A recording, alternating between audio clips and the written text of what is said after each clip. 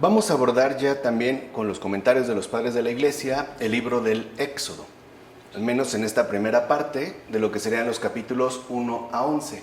Y lo que tenemos en el capítulo 1, en el versículo 1, es lo siguiente. Estos son los nombres de los hijos de Israel que bajaron a Egipto con Jacob, cada uno con su familia: Rubén, Simeón, Leví, Judá, Isaacar, Zabulón, Benjamín, Dan, Neftalí, Gad y Aser. El total de los descendientes directos de Jacob era de 70 personas. José estaba ya en Egipto. Luego murió José y todos sus hermanos y toda aquella generación. Pero los hijos de Israel fueron prolíficos y crecieron, se multiplicaron y se hicieron muy fuertes hasta ir llenando el país entero. En este caso, la Escritura hace referencia a Israel en términos de hombre entero. O sea, ya lo define según la totalidad que le corresponde. Ya no está visto, digamos, como una especie de dispersión que después habría de reunirse, sino ya como un conjunto plenamente conformado en términos de totalidad. Es decir, al referirse justamente a Israel. Ahora bien, el nombre José significa añadidura, ya que es el mismo pueblo hebreo el que salió multiplicado de Egipto como un todo ciertamente conformado, como afirma Casiodoro en el comentario a los Salmos.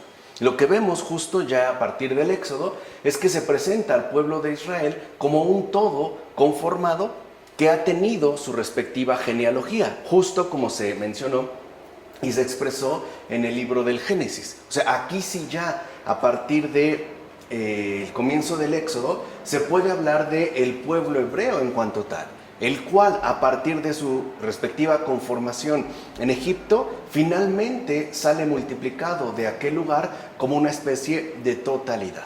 Así pues, tras la muerte de José, los hijos de Israel crecieron y se multiplicaron enormemente. ¿Qué significa esto? Mira, no se dice que los descendientes de Israel crecieran y se multiplicaran en exceso en vida de José. Ahí no, sino que se dice más bien que en efecto lo hicieron, pero después de que éste murió. Ahí es donde entra este significado del nombre que se mencionó hace un momento en términos de añadidura. Esto se debe, hermanos míos, a que en aquel José se encerraba una figura. En efecto, solo en nuestro José, es decir, en Cristo nuestro Señor, esto se ha cumplido realmente. Ya que antes de morir, o sea, antes de ser crucificado, pocos creyeron en él. En cambio, después de morir y resucitar, los descendientes de Israel, entiéndase con ello, los pueblos cristianos, es decir, la iglesia, también como un todo plenamente conformado, se han multiplicado y crecido en el mundo entero. El mismo Señor lo dice en el Evangelio: si el grano de trigo no muere al caer en tierra, queda infecundo, pero si muere, produce mucho fruto. Por tanto, después de que en la pasión el precioso grano de trigo muriera y fuera sepultado, de aquel único grano brotaron para la iglesia retoños de Dios en todo el mundo. Por eso a Dios ya no se le conoce solo en Judea, como antes, ni se adora solo en Israel las grandezas de su nombre, sino que ahora en todas partes se alaba el nombre de Dios desde que sale el sol hasta su ocaso, como afirma Cesáreo de Arles en el Sermón. O sea que ya desde el inicio del Éxodo se apela a la conformación de este único pueblo de Dios que estará realizado a partir de la vida, pasión, muerte y resurrección del propio Señor Jesús. Ahí es donde se muestra la verdadera fecundidad y la multiplicación, es decir, la fertilidad que ha brotado a partir de la obra de redención. Pasamos a los versículos 8 a 14 de este primer capítulo. Surgió en Egipto un nuevo rey que no había conocido a José. Los egipcios llegaron a sentir pavor ante los hijos de Israel. Así que los esclavizaron con crueldad y les llenaron su vida de amargura, imponiéndoles trabajos severos como el de la arcilla y los ladrillos, y toda clase de faenas del campo. A todo tipo de trabajos los sometieron con crudeza. Mira, los hijos de Israel vivían en Egipto y eran castigados con trabajos por el faraón, hasta que gimiendo gritaron al Señor. Y Dios, escuchando su gemido, envió su palabra mediante Moisés y los sacó fuera de Egipto. Pues bien, también a nosotros que estábamos en Egipto, es decir, en los errores de este mundo y en las tinieblas de la ignorancia, realizando además las obras del diablo con las pasiones, nos envió nuestra aflicción al Verbo, su Hijo unigénito, para arrancarnos del error y así conducirnos a la luz de la ley divina, como afirma Orígenes en las homilías sobre Números. O sea que en estos siguientes versículos del Éxodo ya se nos indica la situación real en la que cada ser humano, incluso en términos de totalidad, es decir, de humanidad, se encuentra una vez instalado en este mundo, saturado de las tinieblas del error por una parte y también en las densas tinieblas de la ignorancia, lo cual provoca que se gima hacia el Señor para ser rescatados de esta situación lamentable. O sea, hay un deseo de verdad en el corazón humano que solo puede ser alcanzado por medio de una revelación, en este caso por el envío del propio Hijo de Dios. Así pues, también a nosotros el Señor nos permite emigrar a la tierra de la promesa. Una vez que hemos salido del Egipto pesado y tenebroso, cuyos trabajos se dan en esta vida y a los que estamos sometidos, como afirma Gregorio Nacianceno en sus cartas. Entonces, ver cómo esta situación es exactamente la misma que la que se menciona en Éxodo, no solo para el pueblo de Israel, sino para el pueblo humano en su totalidad, el cual está evidentemente sometido, al menos en esta vida, a trabajos pesados y agobiantes que no podemos ciertamente evadir. En consecuencia, nosotros también hemos sido sacados de Egipto, donde éramos esclavos del diablo, como de un terrible faraón que ciertamente nos sometía a crueles trabajos. De hecho, en tales trabajos se agotaban extremadamente nuestras fuerzas, pero Cristo nos llamó como a los que hacían ladrillos y nos dijo: venid a mí todos los que trabajáis y estáis cansados. Así pues, fuimos sacados de ahí y transportados por el bautismo como por un nuevo mar rojo. Rojo precisamente por ser consagrado con la sangre de Cristo.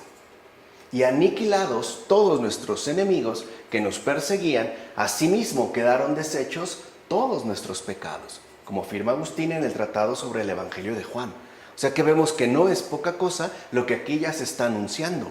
Por un lado, el gran recorrido que históricamente ha realizado el pueblo de Israel, pero que en términos de redención ha involucrado a la humanidad entera. Si bien es cierto, llegado el momento, ya lo veremos, el pueblo de Israel tiene que cruzar por el mar, conocido por el Mar Rojo, ahora se da cuenta, o más bien se deja en claro, que esta coloración rojiza tiene que ver con la consagración que hizo Dios mismo a través de su sangre en relación a nuestra respectiva liberación, en el cual no solo hemos quedado liberados de todos nuestros enemigos, sino que también han quedado deshechos todos y cada uno de nuestros pecados. Versículos 15 a 22 de este capítulo 1. Entonces el rey de los egipcios dio órdenes a las comadronas hebreas, una de las cuales se llamaba Sifra y otra Puá. Cuando asistáis a las hebreas y llegue el momento del parto, si es niño, hacedlo morir. Si es niña, dejadla con vida. Pero las comadronas temían a Dios y no actuaron como les había ordenado el rey de Egipto, sino que dejaron con vida a los niños. Entonces el rey egipcio las llamó y les dijo: ¿por qué habéis hecho esto y habéis dejado con vida a los niños? Respondieron las comadronas al faraón: es que las mujeres hebreas no son como las egipcias, son fuertes y antes de que llegue la partera ya han dado a luz. Dios favoreció a las comadronas y el pueblo se multiplicó y se hizo muy fuerte. Y a las comadronas, por haber temido a Dios, les concedió numerosa descendencia. Entonces el faraón dio a todo su pueblo esta orden: a todo niño que les nazca a los hebreos, los arrojaréis al Nilo. En cambio, a las niñas las dejaréis con vida. El tirano de Egipto, aquí ya otra vez se enfatiza que es figura del diablo, mandó con feroz crueldad arrojar sin compasión al Nilo a todos los varones de los hebreos y conservar a las mujeres. ¿Por qué? Porque el diablo, desde Adán hasta Moisés, ejerciendo su tiránico imperio en este Egipto que llamamos mundo, procuraba que los pensamientos y dictámenes varoniles del alma fueran arrebatados y sofocados por la corriente de las pasiones. O sea, hay un nivel espiritual. Lo que quería el diablo es que todo aquello que transmitiera una cierta fuerza, un dictamen varonil, como aquí menciona este padre de la iglesia, fuera completamente erradicado. Con esto, lo que pretendía era fomentar y multiplicar cuanto fuera posible el odio y la total destrucción, como afirma Metodio en el banquete. O sea, este sigue siendo precisamente uno de sus propósitos, con una gran diferencia. Ahora, este faraón vencido, este diablo derrotado, no solo insiste en que se mate a los niños, sino también a las niñas. Y lo vemos en el caso del aborto. Quiere que se extinga por completo el género humano y para hacerlo está acudiendo a una inflamación del odio entre nosotros, es decir, entre hombres y mujeres, que finalmente conduzca a una total destrucción. El problema es cuando se siguen todavía estas ordenanzas dadas por un vencido. Ahora bien, las parteras no mintieron al decir que las mujeres hebreas no eran como las egipcias, ya que ellas, en efecto, antes de llegar el parto, ya han dado a luz al hijo de sus entrañas en su corazón. Y esto es muy importante, no mintieron, era verdad. O sea, ya saben, pues, las mujeres hebreas, las verdaderas mujeres de Dios, saben que el embarazo que tienen no depende del momento del parto, sino de aceptar por anticipado en el corazón el enorme don que se les ha dado. Por eso es que ellas ya han concebido, ya han dado a luz. Puede darse el caso, ¿no?, de que surgiera, en este caso, en términos favorables, el parto. Pero ellas ya los habían dado a luz, ya estaban vivos, pues, para ellas, desde el momento en el que reconocían que estaban embarazadas. De hecho, al respetar la vida de sus hijos e hijas, hacían una gran obra de misericordia. Y con ello manifestaban un gran amor a Dios y a los seres humanos, como afirma Agustín en las cuestiones sobre el Éxodo. Y tiene razón. O sea, concebir en el corazón a otro ser humano, en términos, por ejemplo, maternos, no solo expresa un gran amor de Dios, también es verdad que manifiesta un claro amor hacia los seres humanos, cosa que hoy parece sumamente afectado, casi extinto, como si por el simple hecho de ser humano ya mereciéramos de entrada un repudio e incluso un rechazo total en términos de exterminio. En efecto, encuentras escrito sobre las mujeres hebreas que dan a luz antes que lleguen las parteras, porque el alma de los justos no necesita de las artes y disciplinas humanas, pues la luz que las guía no proviene de las distintas clases de conocimientos en relación al nacimiento. O sea, de eso no depende que un ser humano esté vivo o no. Se refiere, por ejemplo, a los conocimientos en relación al nacimiento, a todas las técnicas que pueden utilizarse al momento del parto. De hecho, puede decirse que ni siquiera buscan ayuda para el parto, ya que dan a luz espontáneamente a sus hijos y así se anticipan del todo al próximo nacimiento, como afirma Ambrosio sobre la huida. O sea, aquí las verdaderas mujeres hebreas efectivamente reciben el don que les ha sido concedida, lo dan a luz y lo único que hacen es custodiarlo con sus propias entrañas, hasta el momento de que llegue, ¿no?, el parto indicado, hasta que se cumpla pues el tiempo de gestación. Pero este niño ya está vivo efectivamente en el corazón de la madre. Por eso un aborto no solo acaba con una vida humana, también acaba con el corazón materno. No es casual que se esté atacando tanto la maternidad, pero es por esto. El hecho de que se busque pues erradicar bajo los medios posibles este verdadero alumbramiento del corazón, cuya luz no proviene de este mundo. En pocas palabras, un verdadero corazón maternal no necesita ver fuera de su vientre a su hijo, a su hija para amarlo o amarla. Ya lo ama, aún antes de conocerlo, incluso sin saber si se trata de un niño o de una niña. Aquí vemos cómo hay un nacimiento no físico, o sea, hay un verdadero nacimiento espiritual. Así que quedaría claro que el aborto tiene que ver con una crisis profundamente espiritual. No es algo meramente económico o social, es algo espiritual. Es el hecho de que los corazones están estériles, no son capaces de alumbrar fielmente los dones que les son concedidos. No hay pues, para acabar pronto, amor al prójimo, amor al cercano. Ahora ya lo habíamos dicho, en el siglo XIX se atacó a Dios. Ahora se está atacando al prójimo. O para ser más precisos, primero se comenzó por tratar de erradicar el fiel cumplimiento del primer mandamiento, amarás a Dios, y ahora viene el segundo momento de la estrategia. Hay que concentrarse en anular el segundo, amarás a tu prójimo. De hecho, si los quisiéramos parafrasear de acuerdo al mundo contemporáneo, en lugar de decir amarás a Dios y a tu prójimo, hoy en día el mundo insiste, ignorarás a Dios y odiarás a tu prójimo. Estas son, digamos, las indicaciones que el mundo contemporáneo está tratando de poner en marcha. Así pues, las parteras hebreas se vieron favorecidas por Dios porque mostraron misericordia con los seres humanos. ¿Qué es un ser humano? Es un hombre de Dios. Es una criatura de Dios. No es un producto de una biología ciega o de un mero proceso natural. Es una criatura divina. Ve pues cómo se remuneró su benevolencia y generosidad, ya que la mentira y la iniquidad jamás obtiene divina retribución. O sea que hoy también se propaga por todas partes la mentira, la iniquidad, para que nos veamos aplastados por la ausencia de esta misericordia, por no mostrar precisamente misericordia, como afirma Agustín en Sobre la mentira. Ahora bien, si aquellas mujeres por temor de Dios no pecaron y hasta se multiplicaron y edificaron sus casas movidas únicamente por la voluntad divina, ¿qué no debemos hacer nosotros que no estamos ya cautivos?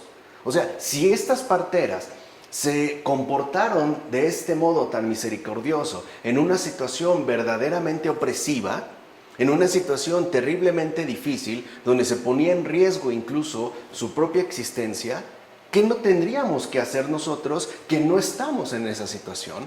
Que no estamos atravesando ya esta cautividad y esclavitud ejercida mediante coacción violenta. En consecuencia, escucha esto, pecador. Debemos temer a Dios siempre para no cometer pecado. Aunque es verdad también que nuestra segunda tabla de salvación es la penitencia. Y esto es algo que los padres de la iglesia tienen muy claro. Hay que evitar a toda costa el cometer pecado. O sea, hay que mantener siempre vivo el temor de Dios. Recuerden que temor de Dios en sentido bíblico significa una correcta relación con Él. Ese es el temor de Dios. Ya lo habíamos dicho, no es miedo. Bueno, esta es la primera indicación. Mantener vivo el temor de Dios justo para no cometer pecado y crecer por ende en el amor. Pero si es que debido a nuestra humana debilidad o a nuestra situación específica de vida, este pecado se llega a cometer, tampoco quedamos desamparados, porque tendríamos una segunda tabla de salvación y esta es la penitencia. O sea, no podemos tampoco erradicar la penitencia. Y nunca olvides que la penitencia no tiene fin. O sea, no se trata solo de hacer penitencia por algo estrictamente puntual. De hecho, el justo solo pone fin a su penitencia cuando muere, pues donde hay pecado siempre hay remordimiento de conciencia, en mayor o en menor medida. Esto también es un ejercicio de crecimiento, es un ejercicio pues de virtud. Recuerden de qué manera los padres, y nosotros hemos querido hacerlo a través de estas exposiciones, han enfatizado tanto la importancia que tiene la virtud para la vida humana en general, sea o no creyente, porque es la base, además, de una recta vida espiritual. Por eso se dice entonces que su vida era edificada, porque no concluye durante todo el tiempo de la vida. Mientras vivas en esta tierra, estarás de continuo entregado a ella, es decir, a la penitencia, como afirma Jerónimo en la serie segunda de tratados sobre los Salmos. O sea, en esta vida, si bien es cierto que puede darse el caso de que no cometamos un pecado abierta intencionalmente, puede ser que sí lo cometamos por negligencia o bien por imprudencia. Bueno, siempre tenemos entonces, en este caso, a nuestro alcance la penitencia. De hecho, mientras vivamos, podemos acudir a ella y no solo acudir, entregarnos a ella de forma permanente para mantenernos fieles al amor del Señor. Pues bien, el faraón ordenó que los recién nacidos fueran arrojados al río. Pero si los niños no hubieran sido arrojados, es decir, si el mandato del faraón no hubiera sido cumplido, Moisés no habría sido salvado ni hubiera crecido en el palacio real. ¿Te das cuenta ya cómo Dios tiene siempre algo más grande que el mal puesto de manifiesto. Y esta es una gran lección para el mundo contemporáneo. Hoy estamos haciendo como viscos, andamos tuertos, porque tal parece que nuestra atención únicamente se dirige al mal puesto de manifiesto.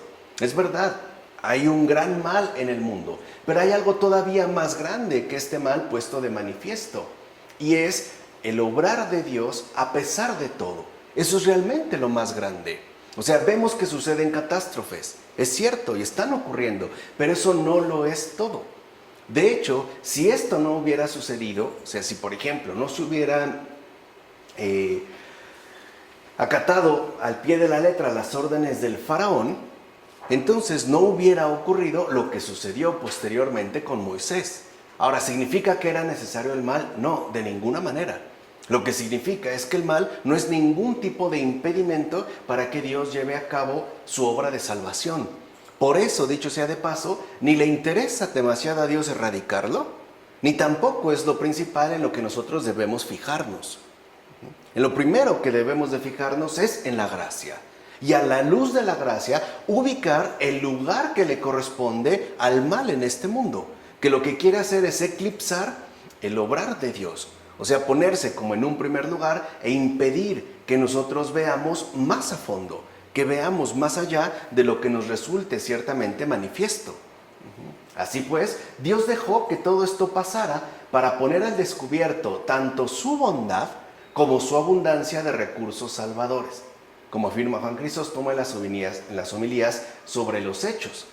O sea que, por una parte, esto también recalca la infinita e invencible bondad de Dios, y por otra, pone al descubierto cómo, aunque nosotros creamos algo perdido, o por lo menos humanamente perdido, Él nunca va a carecer de recursos salvadores. En síntesis, Dios siempre nos toma por sorpresa. Siempre, porque en nuestro pensar humano las cosas tendrían que darse de tal y cual manera, y nuestras posibilidades de resolución son muy limitadas.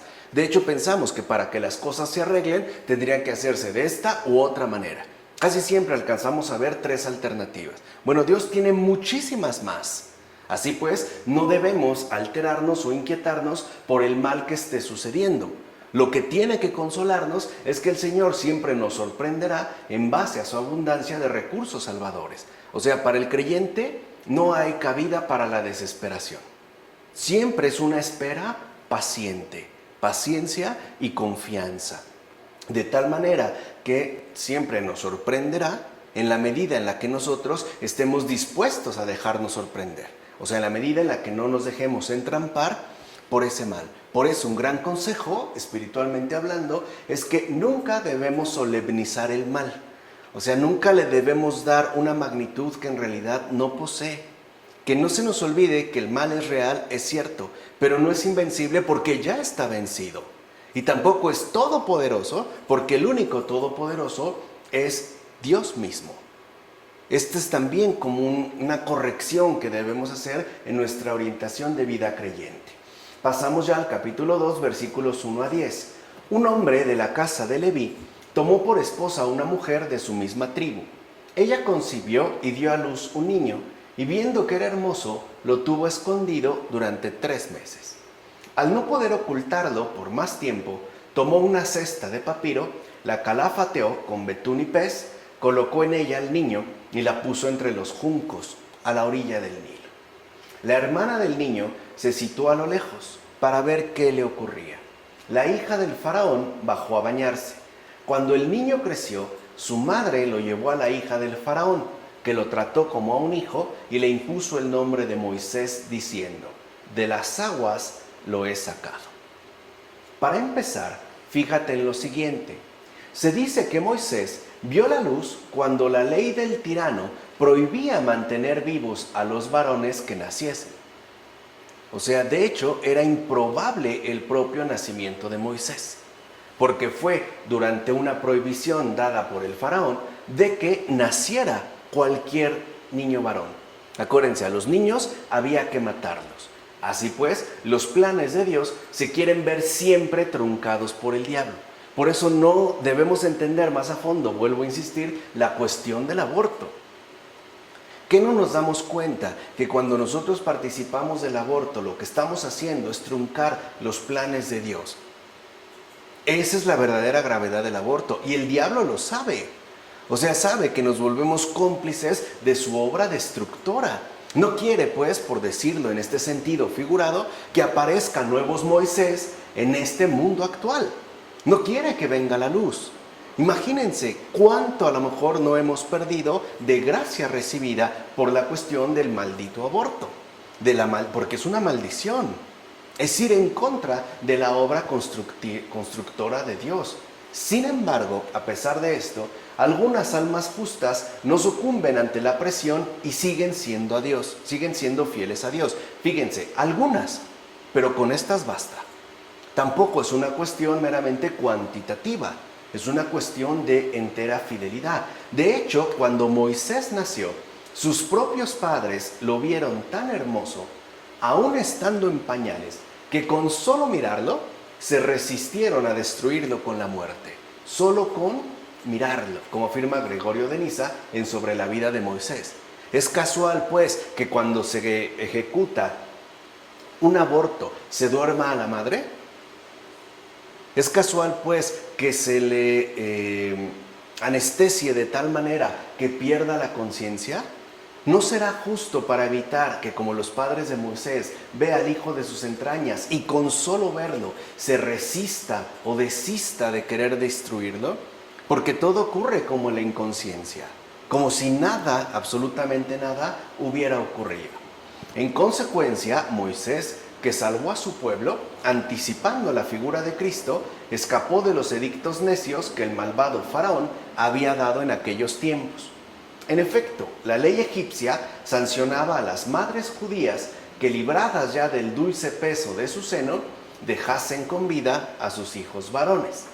Pero el valor de unas parteras, cuya rebeldía era más bien piedad ante el odioso tirano, escondieron y salvaron a aquel niño recién nacido para bien de las generaciones futuras, como afirma Prudencio en el himno de la Epifanía, y tiene razón. No nos damos cuenta que una vida humana, es decir, un embarazo, es un bien, un don recibido para el bienestar, para la redención de las generaciones futuras. Aquí vemos la doble estrategia del diablo en torno al aborto. Por una parte, darle la gravedad en términos de maldición. Es oponerse a la obra constructiva de Dios. Pero por otra parte, sabe que cuando en este mundo se comete un aborto, muchas otras personas, es decir, las generaciones futuras, de igual manera se verán severamente perjudicadas.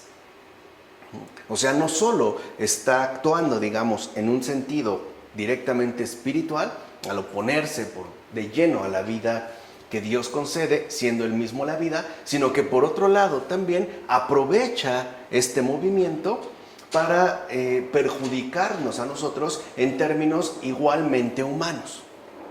¿Cómo podríamos saber si uno de estos niños o niñas que han sido abortados, que han sido asesinados, iba a dar, por ejemplo, con la cura de una grave enfermedad? ¿Cómo podríamos llegar a saber qué tanto bien iba a hacer este ser humano en esta tierra? De entrada ni siquiera lo concebimos. No nos damos cuenta de la enorme trascendencia que incluso antropológicamente posee en esta tierra cada vida humana. Imagínense que Moisés hubiese sido asesinado de inmediato. ¿De qué no se hubiera privado? Hasta nosotros nos hubiera afectado de manera directa. Bueno, lo mismo pasa con cualquier vida humana. De hecho, cada vida humana tiene también este perfil de Moisés. Está llamado a ser una gran bendición para el pueblo entero. ¿Y qué hay que entender aquí por pueblo? Pues la humanidad. Somos un solo pueblo humano. Somos precisamente el género humano. Así pues, no es casual que el Éxodo ya nos dé luces al respecto. Versículos 11 a 22 de este capítulo 2. En aquellos días, cuando Moisés se hizo mayor, salió a donde sus hermanos y comprobó sus duros trabajos. Vio entonces que un egipcio golpeaba a un hebreo, a uno de sus hermanos. Se volvió a un lado y a otro, y viendo que no había nadie, mató al egipcio y lo enterró en la arena. Salió al día siguiente, vio a dos hebreos riñendo y dijo al agresor: ¿por qué golpeas a tu compañero? Él respondió, ¿quién te ha constituido príncipe y juez sobre nosotros? ¿Piensas acaso matarme como mataste al egipcio? Moisés tuvo miedo y se dijo, seguramente aquello ha trascendido. Se enteró el faraón del hecho y trató de matar a Moisés. Pero Moisés huyó y se estableció en el país de Madián. Un día vino a sentarse junto al pozo. El sacerdote de Madián tenía 7 hijas. Vinieron a llenar los canales para brevar el rebaño de su padre, pero llegaron los pastores y las echaron. Entonces Moisés se levantó, las defendió y les abrevó el rebaño. Moisés accedió a establecerse con este hombre que le entregó por esposa a su hija Séfora. Para empezar, instruido durante su educación de príncipe en las cosas extranjeras, recuerden que Moisés creció finalmente en la corte real de Egipto.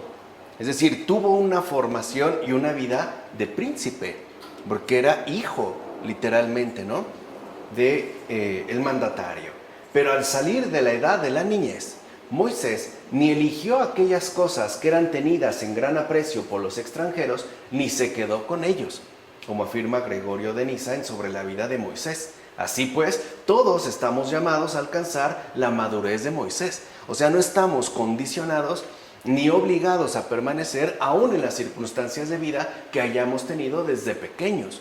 Estamos pues llamados a crecer y alcanzar esa libertad con respecto a las estructuras que este mundo va imponiendo. Ahora bien, Eupolemo, en el libro Reyes de Judea, afirma que Moisés fue el primero que transmitió el arte de escribir entre los judíos y que los fenicios lo recibieron de los judíos y los griegos de los fenicios. Así pues, en la edad adulta, Moisés desarrolló rápidamente su inteligencia y observaba con admiración la cultura de su pueblo y de sus antepasados. Y esto a tal punto de llegar a matar a un egipcio que se imponía injustamente a un hebreo. Algunos entendidos afirman que mató al egipcio con el solo poder de su palabra, al igual que haría más tarde Pedro, quien mata con su palabra, como refieren los hechos, a los que devolvieron una parte del terreno con mentira. O sea que tampoco nosotros debemos suponer que se trataría de una muerte violenta como cualquier otra, al menos como afirma Clemente de Alejandría en Strómata. Puede darse otro tipo de muerte, que en efecto implicaría ya una manifestación distinta de virtud. En consecuencia, el que había despreciado la pompa del poder se mantuvo en la humildad y prefirió ser maltratado junto con los de su misma raza. Es decir, prefirió mantenerse unido al pueblo de Dios más que tener el goce pasajero del pecado. Esa es la madurez de Moisés. El preferir la fidelidad a Dios, aunque esto involucre ciertas incomodidades, a retener a costa de los demás o del padecimiento ajeno el goce pasajero del pecado. Poseía pues Moisés gran amor a la justicia, y esto a tal grado que experimentaba gran aversión contra los malvados. Por eso salió de ahí, que es lo que se menciona en Éxodo. No se quedó a vivir dentro de este ambiente, sino que lo rechazó. Y esto antes incluso de que se le encomendara la dirección del pueblo hebreo en tanto enemigo mortal de los malos. O sea, ya se ve este perfil en el caso de Moisés desde antes. Algo que en efecto, ¿no?, nos refiere lo siguiente: Dios nos ha dado dones que una vez bien trabajados, una vez bien custodiados, darán el fruto requerido según la propia voluntad divina. Por ejemplo, hoy debemos de tener también un gran amor hacia la justicia y por ende un profundo desprecio por la injusticia, sea del tipo que sea, no solo hacia la injusticia que puedan cometer contra nosotros, sino contra cualquiera. Por eso les decía, también dentro de esta exposición, todos estamos llamados a desarrollar en carne propia los rasgos de este Moisés. Por ejemplo, volviéndonos enemigo mortal de los malos. ¿Quiénes son los malos? No los seres humanos que nos han hecho daño, son los demonios. Con ellos no podemos pactar, no podemos tener ningún tipo de trato. Hay una enemistad declarada entre ellos y nosotros. Cuando digo nosotros me refiero a los humanos. ellos los demonios. No es una cuestión que deba llevarse al ámbito meramente étnico o racial, es una cuestión netamente espiritual. Debemos tener celo por la injusticia y por ende también repudio hacia cualquier tipo de injusticia, pero solo lo podemos tener si salimos de nuestras habituales comodidades, que no necesariamente tienen que ser materiales, también son psicológicas. Por ejemplo, nuestros modos acostumbrados de pensar, donde suponemos que mientras a mí no me ocurra, entonces todo marchará bien. Pareceremos, ¿no?, como aquella situación que se vivió en Alemania, dicha o atestiguada por un pastor protestante, que él mencionó: al principio vinieron por los judíos y nosotros no hicimos absolutamente nada. ¿Por qué habríamos de hacerlo? No éramos judíos, no teníamos ningún problema con el Reich, no teníamos ningún tipo de roce con el Führer. Después vinieron por los católicos y nosotros también no hicimos absolutamente nada. Nos quedamos tranquilamente instalados en nuestra posición habitual. Finalmente vinieron también por nosotros y ahí sí ya no había nadie que nos pudiera ayudar. A este tipo de comodidades me refiero. O sea, no podemos quedarnos en una especie como de neutralidad psicológica, minimizando que, nos guste o no, todos humanamente hablando somos compañeros de infortunio. Todos también vivimos en Egipto, tenemos nuestras esclavitudes, tenemos también nuestros trabajos duros, tenemos pues sufrimientos y padecimientos. Lo importante es qué tanto nos involucramos para que algo así nos siga ocurriendo. Es decir, qué tanto nosotros hemos desarrollado en carne propia este perfil de Moisés. Así pues, Moisés fue obligado a huir de Egipto por hacer el bien a los demás. Vean cómo tiene que salir huyendo debido a querer hacer el bien. Y no se marchó con pesar, sino con alegría, ya que dejó atrás las vanas ocupaciones y más bien se entregó ahora a la contemplación de los seres, como afirma Basilio de Cesarea en las homilías sobre el Hexámeron. O sea, antes de la misión encomendada a Moisés, hay una clara postura, ¿no?, de amor, de entrega a la justicia, pero también un sincero deseo de sabiduría, que es la contemplación de los seres. No extraña, pues, lo que ha dejado, porque lo que ha dejado está llena de opresión, está llena de injusticia. ¿Cómo podía Moisés comer tranquilamente al ver que otros están padeciendo de una manera tan cruel, tan injusta y por ende tan inhumana? ¿Cómo podía dormir tranquilamente cuando había otros que ni siquiera tenían una mínima comodidad en su respectiva vida ordinaria? Por eso es que no se va con pesar. Al contrario, se va a ir preparando, la providencia lo va llevando poco a poco a que dé muestras de un sincero amor a la justicia y sobre todo también que tenga un deseo profundo de sabiduría. Mira, Moisés mató al egipcio y se convirtió en fugitivo de la tierra de Egipto para huir del tirano. Pero no hubiese matado al egipcio si previamente el hebreo Moisés no hubiese destruido en sí mismo su maldad espiritual y no hubiera renunciado al lujo y a los honores del palacio real, como afirma Ambrosio en Sobre Caín y Abel. ¿Qué quiere decir? Que ya el propio Moisés en su corazón se había rebelado ante toda esta falsedad, ante toda esta farsa. Ya había matado en sí mismo su maldad espiritual. ¿Cómo lo podemos ver? Por el simple hecho de que no fue indiferente ante el sufrimiento ajeno, porque eso es maldad espiritual. Cuando vemos que cualquier otro ser humano padece y a nosotros no nos afecta en lo más mínimo, ahí hay maldad espiritual. No solo se trata de una simple indiferencia, esa es maldad espiritual. Y esto lo logra Moisés a partir de que, en efecto, a pesar de haber vivido y crecido dentro de la pompa principesca, no se apega a estos lujos ni a los honores que le comportaban. Es decir, se vincula con el destino compartido que la humanidad padece.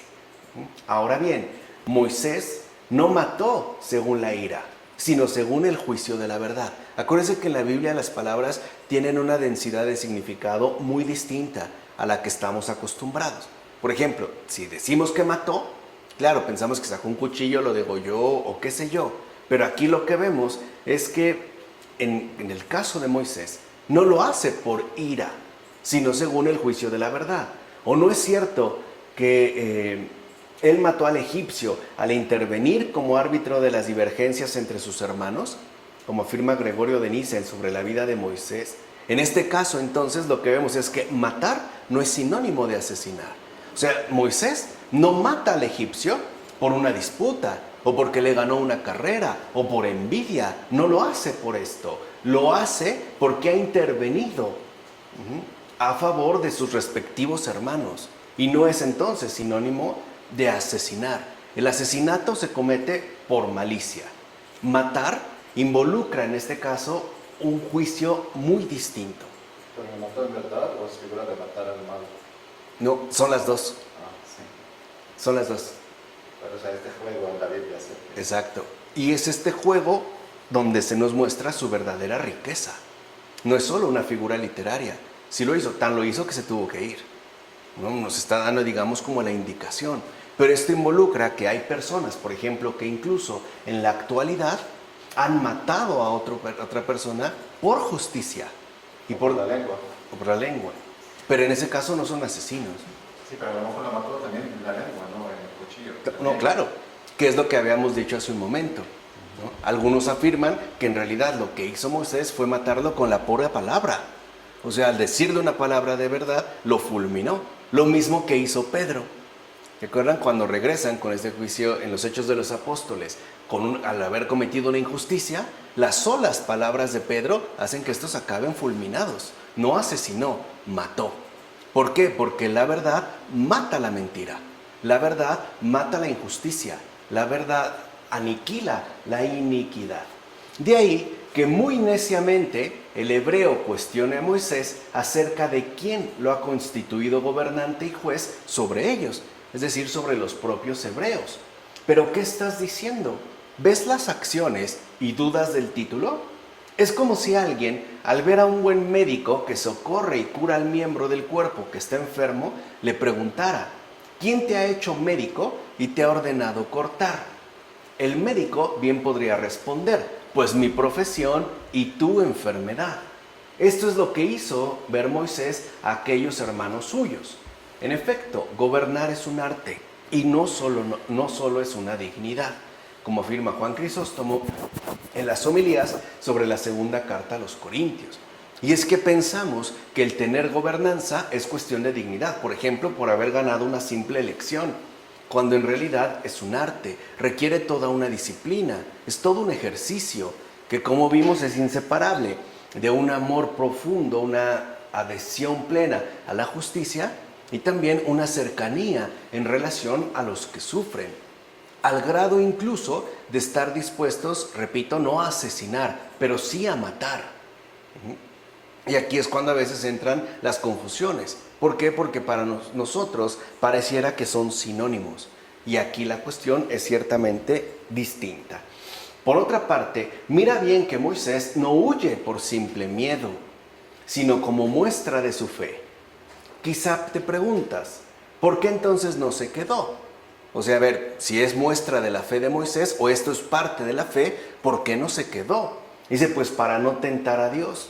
Es decir, para no lanzarse a un peligro evidente y entonces decir, vamos a ver si ahora Dios me salva.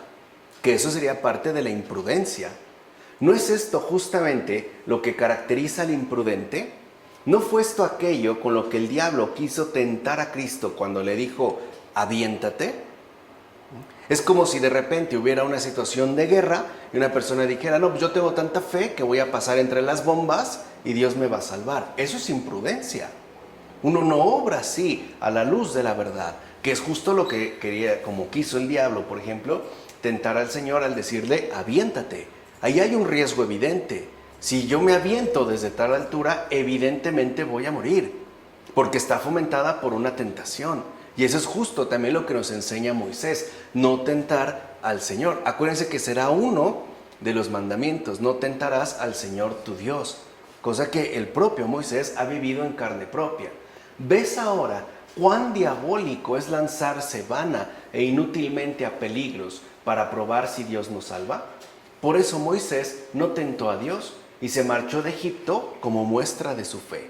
O sea, también con una clara prudencia. Es como si una persona que no supiera nadar dijera que tiene tanta fe que va a atravesar el Atlántico a nado. Sería una verdadera imprudencia. Comenzaríamos por las cosas muy concretas, como afirma también Juan Crisóstomo en Sobre la Carta a los Hebreos.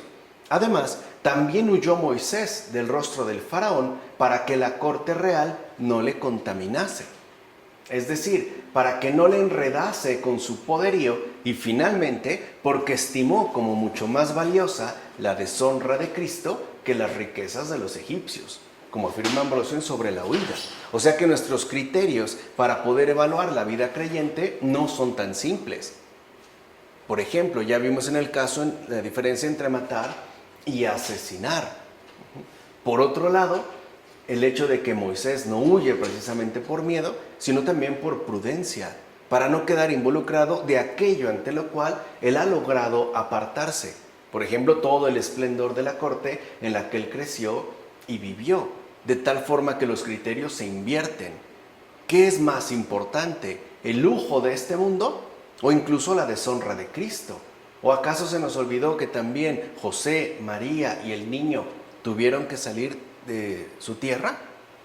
Y no lo hacen precisamente por miedo, es por una muestra de fe. A veces el Señor nos indicará quedarnos, pero a veces también el Señor nos invitará a marcharnos, no necesariamente a ser imprudentes.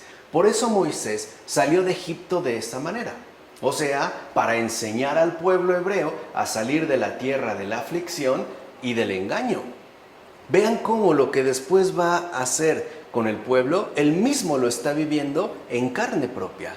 Parte pues de una experiencia. Número 1, que no hay por qué tener dolor en abandonar la tierra de la aflicción, en cuyos engaños quedamos atrapados, pero a costa de perder lo importante, que es Dios mismo. Bueno, como afirma Ambrosio sobre las súplicas de Job y David. Bueno, también Jesús lo dice, Él los he sacado del mundo. O sea, es como necio querer seguir como esclavizado a aquello de lo cual de hecho ya te han liberado. Es como si te quitaran las cadenas y tú estuvieras, ¿no?, poniéndote eslabón más eslabón más eslabón de una manera completamente imprudente. Ahora bien, bastó una sola acción, me refiero al ataque de los pastores, para descubrir la virtud del joven.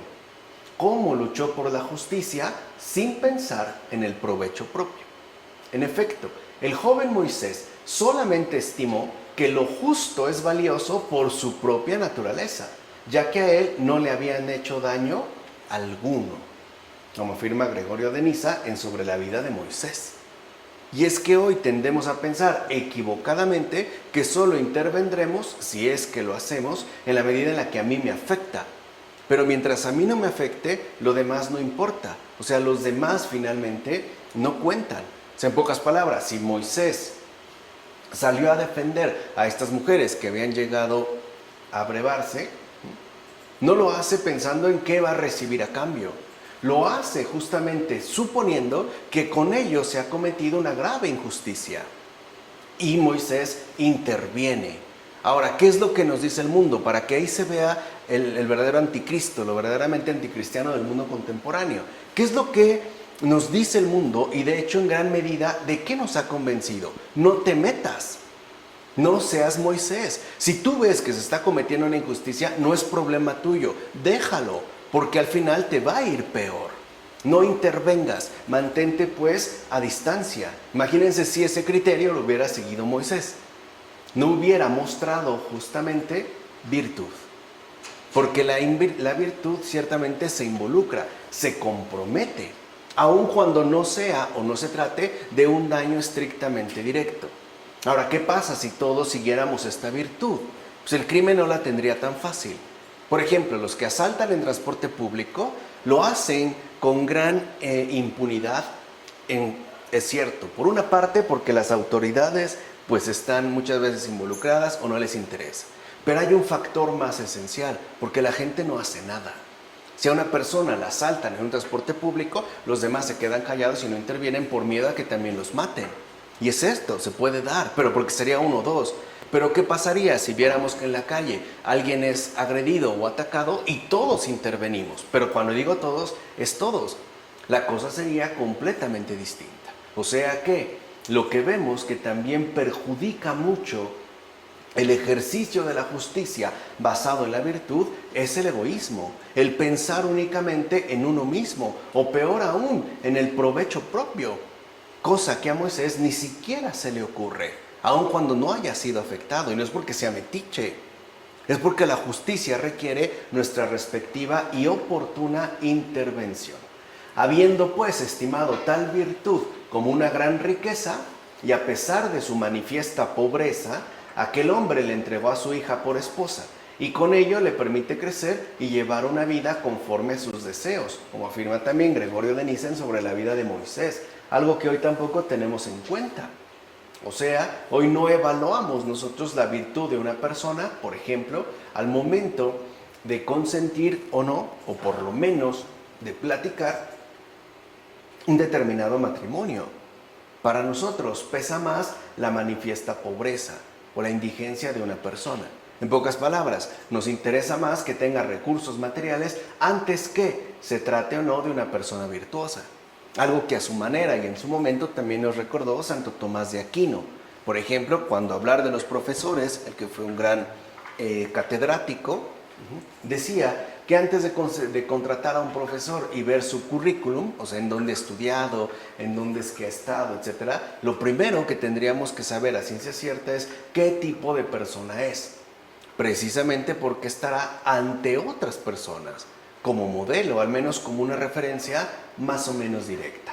Bien, versículos 23-25 de este capítulo 2. Sucedió al cabo de mucho tiempo que murió el rey de Egipto. Los hijos de Israel gemían bajo la esclavitud, clamaron y su grito desde la esclavitud llegó hasta Dios. Escuchó Dios su lamento y se acordó de su alianza con Abraham, con Isaac y Jacob. Y miró Dios a los hijos de Israel y cuidó de ellos. Vean cómo entonces aquí se da un paralelismo sumamente interesante. No solo el ser humano está llamado a intervenir, Dios también lo hace. Dios también, pues, se involucra.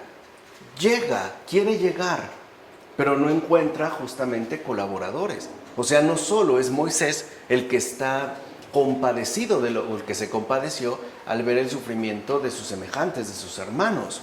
No, Dios también está al pendiente. Dios está al tanto, pues, de todo lo que ocurre. Y como hemos escuchado, los hijos de Israel gemían en la esclavitud y se lamentaban ante el Señor de los trabajos fatigosos de Egipto. Por eso consiguieron la gracia de los justos, ya que, puesto que comieron el pan de la tristeza, asimismo recibieron como don del cielo el alimento espiritual. Vean como siempre lo material, por ejemplo el pan de la tristeza, está en relación con lo espiritual. Por su parte, los egipcios, siendo como eran servidores de un rey detestable, celebraban con gozo tales injusticias y por eso no obtuvieron perdón alguno. O sea, que la misericordia no solo está referida a los creyentes, también es, por decirlo así, una obligación humana para los no creyentes. No podemos celebrar con gozo el sufrimiento ajeno. No podemos nosotros gozarnos del padecimiento ajeno. Pensemos nada más todo lo que está ocurriendo alrededor del mundo. Por una parte, no podemos ser indiferentes. Si no podemos intervenir directa o materialmente, sí podemos vincularnos de una manera espiritualmente directa, como por ejemplo, pues orando por aquellos que hemos visto sufrir a través de un video o de una noticia o de un relato o incluso de algún testigo. Por eso es que tenemos a mano, afortunadamente, pues la llamada literatura, ¿no?, de la denuncia, del atestiguamiento, como un Solzhenitsyn, Varlam Shalamov, entre otros, un Elie Wiesel, Primo Levi, para que veamos cómo no podemos mantenernos a distancia de este sufrimiento. Y con esto se nos deja en claro que todo lo que ocurre en esta tierra repercute también en el cielo. O sea, Dios no es indiferente ante todo lo que aquí sucede. O sea, no podemos olvidar, como habíamos dicho ya en una ocasión anterior, el peso sustancial que tiene el más allá. No podemos nosotros dejarlo de lado o mantenerlo como olvidado, ¿no? No, debemos de mantenerlo muy presente. Tengamos en cuenta que no solo importa lo que aquí sucede, sino la repercusión que tiene en términos del más allá. Claro, en este momento, para el pueblo hebreo, el pan de la tristeza es su alimento cotidiano, la opresión, la injusticia. Alguien que ha sufrido sabe bien de lo que está hablando y sabe que lo que más duele no es que sufras, es que no haya quien te auxilie. Es como el caso de la pobreza, que aquí también se había mencionado hace un momento. No está mal ser pobre, lo que está mal es que no haya quien te ayude. Eso sí, no es la pobreza en sí, es la carencia de, digamos, o falta de respuesta en base a esa situación tan particular. Claro, en un primer momento los egipcios se sentían sumamente poderosos, ¿no? Porque tienen en opresión a este pueblo, aparentemente indefenso. Pero Dios no ha pasado, no ha sido indiferente ante estos gemidos. Posteriormente, ahora la situación va a cambiar. Y por eso es que no van a obtener perdón alguno. Porque si ellos no fueron misericordiosos, ¿qué misericordia entonces podían también recibir? No podemos decir tampoco pobres egipcios. También es cierto que en gran medida ellos se lo fueron ganando. Es algo que se ha ido acumulando poco a poco. Por eso debemos de tener una clara conciencia de repercusión. Recuerden que para todo ser humano el cielo y la tierra son inseparables. Por eso vuelvo a insistir la importancia, la necesidad que tenemos de leer, asimilar la comedia de Dante Alighieri, donde el más allá es el protagonista principal basado en relación a nuestra situación concreta. Este es, digamos, como la primera parte de este éxodo y nos va dando algunas indicaciones fundamentales para nuestra experiencia de fe.